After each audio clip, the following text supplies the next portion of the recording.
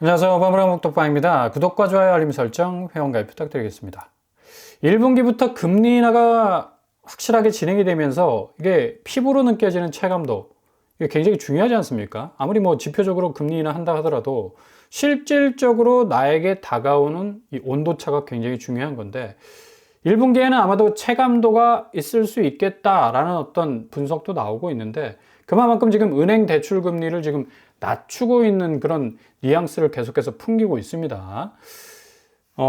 NH농협 같은 경우는 뭐 최고 0.60포인트 정도 내렸고요. 우리은행 역시도 지금 0.1% 확대할 예정이라고 하네요. 국민은행은 14일부터 일부 비대면 주담대 금리를 0.1% 이미 낮췄고요.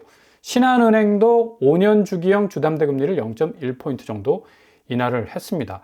이렇게 시중은행 이 대출 금리가 내려가는데 아니 내 대출 이자는 왜 이 모양일까? 그만큼 지금 체감적으로 전혀 느껴지지를 않아. 이게 이유가 뭘까요? 이유는 시중은행 금리의 이 가상금리 그리고 우대금리 이걸 지금 나름대로 탄력적으로 운영을 하기 때문에 아무리 기준금리가 내려가도 대출금리 자체가 변동성이 없어. 그러니까 지표적으로는 분명히 이자가 내려가는데 내가 감당해야 될 이자는 고점에 그대로 물려 있다는 얘기죠. 또 뭐 은행은 또 머리를 쓴다고 머리를 굴린다고 짱구 굴린다고 뭐 금리 인하 폭 예금에만 바로바로 반영해 버립니다. 그러니까 고객들이 맡겨놓은 파킹한 그 예금 부분에 기준금리 내렸으니까 예금금리는 내려. 근데 예대 마진 차이를 더 늘려야 되니까 대출 금리는 그대로 놔둬. 그러니까 고객만 뭐 완전히 뭐 봉이 될 가능성이 높다는 얘기죠. 실질적으로 은행이 금리를 정할 때 기준금리, 가상금리, 우대금리 합산해서 최종 결정이 되는데 코픽스 내려간다고 하지 않습니까? 이 코픽스는 기준금리에 해당되기 때문에 이 부분을 그냥 적용한다 치더라도 가상금리, 우대금리를 탄력적으로 운영을 하기 때문에 이게 가상금리 같은 경우는 이 은행 비용 우리가 이만큼 비용 들었으니까 뭐 금리 좀 더 덧붙일 수 있는 거 아니냐. 그리고 우대금리는 케바케 아닙니까? 대출자의 신용도에 따라서 또 달라질 수 있기 때문에 이렇게 재량별로 금리를 정하기 때문에 아무리 오늘만큼 뭐 한국은행이 0.25포인트 기준금리 내려도 시중은행 금리 이 온도차는 체감도는 떨어질 수밖에 없다는 얘기죠. 그러니까 뭐 금감원에서도 왜 시중은행 주담대 금리 안 내리냐고 막 성화를 부리고 대출금리 지금 뭐 기준 점검한다고 하지 않습니까? 근데 실질적으로 은행 이 운영 방식은 뭐 어떻게 태클을 걸 수가 없는 그런 부분이 많아요. 뭐 하늘이 기준금리를 두 차례 걸쳐서 3.5에서 3.0까지 내렸고 오늘 또 0.25까지 내려서 2.75 뭐 인하했음에도 불구하고 아마 시중은행 주담대 금리는 지속적으로 고스란히 유지될 가능성이 높습니다. 그래서 자칫 잘못해서 본격적으로 이제 기준금리 내렸으니까 은행 대출 주담대 금리 내리겠네 해서 한 발짝 스텝 잘못 밟았다가는 완전히 꼬일 수가 있어요. 그러니까 체감도가 굉장히 중요하다. 그러니까 지표적으로만 보지 마시고 직접 은행 창구 가서 두드려 보셔야 됩니다. 두드려 보면 뭔가 나와요. 도깨비 방망이도 좀 내리쳐야지 뭔가 나오지 않습니까? 똑같습니다. 실질적으로 체감되는 이 대출금리의 벽은 여전히 높다라는 사실을 그대로 느낄 수밖에 없다는 얘기예요. 뭐 이런 이유 때문에 5대 은행 예대금리 차 보세요. 지금 뭐 농협, 신한, 우리, 하나, 국민 뭐 어마무시하게 예대금리 차이가 계속적으로 지금 벌어지고 있고 뭐 은행 입장에서는 뭐 영리를 목적으로 한 기업일 수밖에 없기 때문에 어떻게 해서든 자사의 어떤 이익을 최대한 어떤 영위하기 위해서 이런 어떤 궤적을 밟을 수가 밖에 없는 건데 뭐 이러다 보니까 예대금리 차에 따른 이자 수익 확대로 은행권 이자 수익만 무려 42조 원에 육박했습니다. 지난해 단기이익이 16조 4천억 웃돌았고요. 그만큼 뭐 완전히 은행이 대박이 터진 거죠. 금리 정사해가지고. 근데 예금 금리는 꼬로 박았어. 고객이 가져갈 수 있는 이자는 2%대로 하락했습니다. 이제 3%도 눈을 씻고 봐도 찾아볼 수 없는 그런 상황이라는 얘기죠.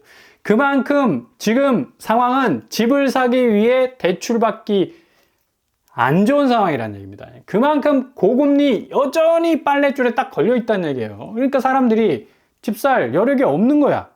아니 당장 마트에 가더라도 가격표가 막 하루 자고 일어나면 바뀌고 있는데, 아니 실질적으로 가슴 철렁철렁 할 때가 많잖아요. 아휴, 이만큼 올랐어? 엄청나게 어떤 체감도가 예민해질 수밖에 없는 그런 상황이고, 지금 뭐 부가가치가 가장 높은 아파트 뭐 몇십억 하는 걸 어떻게 사요, 이거를? 살 재간이 없는 거죠. 그러니까 많은 사람들이 지금 우회로를 노릴 수밖에 없는 건데, 이런 차원에서 지금 흑석 리버파크자이가 59제곱 한 세대, 84제곱 한 세대 나온다는 소식 딱 들어와 있습니다. 여기 지난번에 뭐 이 청약홈을 개박살을 내지 않았습니까? 어마무시한 청약 경쟁률로 뭐 그만큼 가격 경쟁력이 뭐 엄청났죠. 고금리 시대에 우회할 수 있는 방법은 초기 비용 줄이는 것밖에 없어요. 뭐 20억, 30억 하는 아파트 대출 끌어와서 땡겨서 가지고 사면 뭐해? 뭐 금리 이자 폭풍 감당이 안 되는데. 그러니까 이런 데는 좀 예의주시할 필요가 있고요. 흑석 리버파크자이, 여기 뭐 한강변에 있는 아파트고, 뭐 그렇다고 해서 또 이렇게 고층 아파트에서 한강변이 보인다는 건 아닙니다. 그 정도로 좀 뭔가 좀 이 학교하고 아파트 그 사이에 좀 둘러싸여져 있기 때문에 한강변이라 하지만 한강 조망은 좀 불가능할 것 같고요. 그래도 뭐 엄청난 입지잖아요. 여기 뭐 강남 가깝고 또 그만큼 신축 아파트라는 또 메리트도 있고, 일단은 뭐 가격 면에서 저렴하니까 지금 나오는 아파트들보다 59제곱 평면도 뭐 탑상형으로 구성이 되어 있고요. 방이 3개로 되어 있네요. 그리고 84제곱 같은 경우는 판상형으로 구성이 되어 있습니다. 침실 3개로 구성이 되네요. 제일 중요한 분양가, 뭐 분양 당시에 고스란히 초기 분양가를 물고 있습니다. 59제곱이 6억 4천. 뭐 이 정도 거의 강남인데 6억 4천. 지금 뭐 59제곱 강남에서 나오는 거 15억 정도 하지 않나요? 그리고 84제곱도 9억 6천.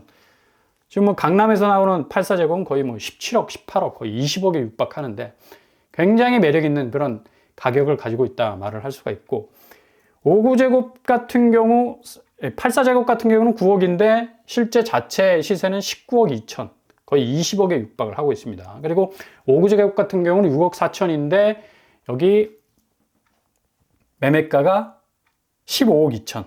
뭐 매물로 나온 물건은 한 16억 정도 하고 있네요. 거의 뭐 10억 정도 차이를 보이고 있어요.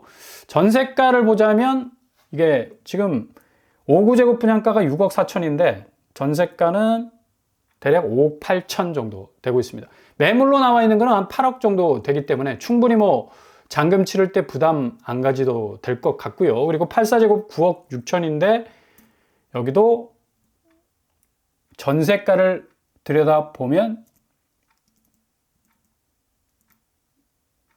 9억 6천 정도 나와 있나요? 매물이. 뭐 확실히 지금 뭐 84제곱 분양가가 거의 비슷비슷한 어떤 전세가를 형성하고 있는 걸 볼 수가 있겠죠. 그러니까 그만큼 분양가를 좀 상쇄시킬 수 있는 이 전세 보증금 확보할 수 있을 가능성이 높다는 얘기입니다. 뭐 이런 데는 좀 뭐 어떻게 해서든 유주택자도 뭐 5월까지는 충분히 가능할 수 있는 또 무순위 줍줍 분양단지니까 한번 뭐 던져볼 수 있는 그런 어떤 부분도 있고요. 신청 자격은 입주자 모집 공고일 현재 국내에 거주하는 성년자입니다. 그러니까 전국 청약이 가능할 수 있겠다라는 얘기고요. 여기 뭐 청약홈에서 만약에 하게 되면 이건 완전히 터지겠네요. 그러니까 그만큼 엄청난 매력을 가지고 있는 곳입니다. 그러니까 이런 곳들만 사람들이 계속적으로 관심을 가질 수밖에 없는 거다.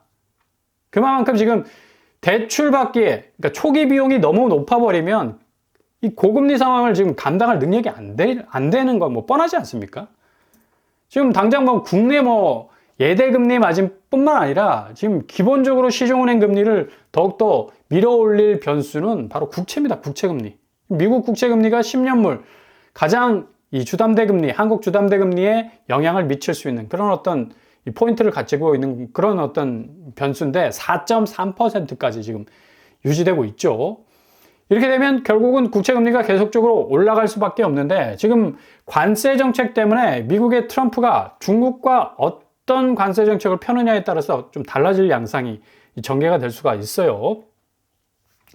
중국이 지금 뭐 미국 국채를 보유하는데 뭐 급속도로 이 국채를 빼기 시작하면 국채금리는 다시 한번 요동칠 가능성은 어마무시하게 높아집니다. 결국은 고스란히 한국 부동산 시장 주담대 금리 그대로 타격을 받을 수밖에 없는 거고, 중국 보유 미국채 계속적으로 감소 추세에 있고 2009년 이후에 최저치를 지금 찍고 있어요. 이거 굉장히 심각한 신호죠. 이렇게 되다 보면 결국에 가서는 엄청난 주담대 금리 부분이 상승할 수 있는 여지가 충분히 있다. 최근 추이만 봐도 2017년부터 2023년까지 2017년에는 1조 1000억 달러, 그리고 2023년에는 8,160억 달러. 어마무시하게 줄었죠. 그만큼 이제 관세 타격을 받으면 비장의 카드를 딱 꺼내서 중국이 미국 국채를 어마무시한 속도로 빼낼 가능성이 높다. 이러면 국채금리는 다시 한번 엄청나게 들썩거릴 가능성이 높다는 얘기인데, 고스란히 한국 부동산 시장이 영향을 받을 수밖에 없다라는 변수가 있다는 얘기입니다. 결국 지금 시중은행의 주담대 금리 인하는 단기적이다. 그래서 사람들이 몇 년 전 분양가를 찾을 수밖에 없는 거예요. 금리 인하 더 이상 굳어지지 못해요. 다시 상승할 가능성 높고요. 기준금리는 내려도 시중은행 금리는 여전히 견고할 수밖에. 아까 제가 말씀드렸죠. 기준금리는 그 현 상황에서 계속적으로 예금금리 낮추는 데만 적용하고 있고, 가상금리, 우대금리를 변칙적으로 적용을 하기 때문에 전혀 체감되는 어떤 금리 인하 효과는 없다는 얘기입니다. 결국 미국발 국채금리 영향이 직격적으로 작용할 수밖에 없기 때문에 지금 금리 착시 현상에 지금 이 몰빵할 이유가 전혀 없는 겁니다. 자칫 잘못하면 물릴 수가 있어요. 이런 부분을 정말 조심을 하셔야 된다는 얘기죠.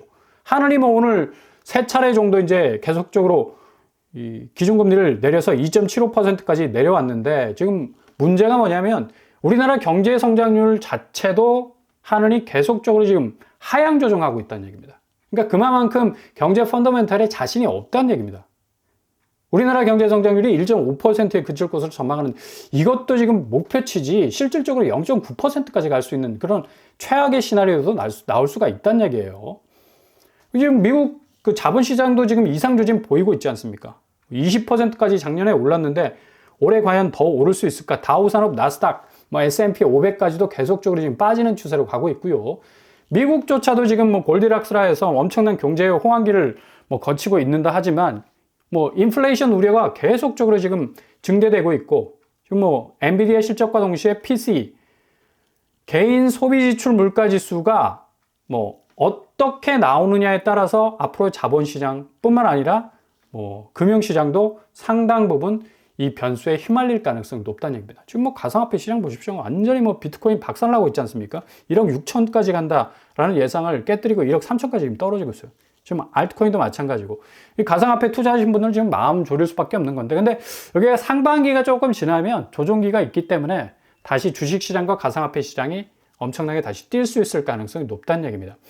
아무튼 시작일 뿐이다 라는 어떤 말들이 많이 나오고 있고, 가상화폐 정책 드라이브가 계속적으로 걸릴 가능성도 있어서 좀 지켜봐야 할 대목이고요. 트럼프가 주식시장과 가상화폐 부양 못하면 당연히 지지율 떨어질 수밖에 없겠죠. 상당한 위기감 한 달 안에 올 가능성도 있기 때문에 인위적인 드라이브 확실하게 걸 가능성 많다. 결국 작년 20% 성장보다 더 치고 올라갈 가능성 높겠고요. 상대적으로 한국의 올드한 자산시장의 이 딜레이 현상은 계속적으로 확대될 가능성이 높습니다. 그래서 어느 때보다도 금리시장을 주목하라. 결국 누가 착시 현상과 현실 체감을 구분하느냐에 따라서 물리게 되느냐 물리지 않게 되느냐가 결정이 된다는 얘기죠. 경기 부양의 고점에 물리지 않아야 됩니다. 가장 저렴한 접근이 지금 상황에서는 가장 고차원적인 접근 방법이 될 수 있겠습니다.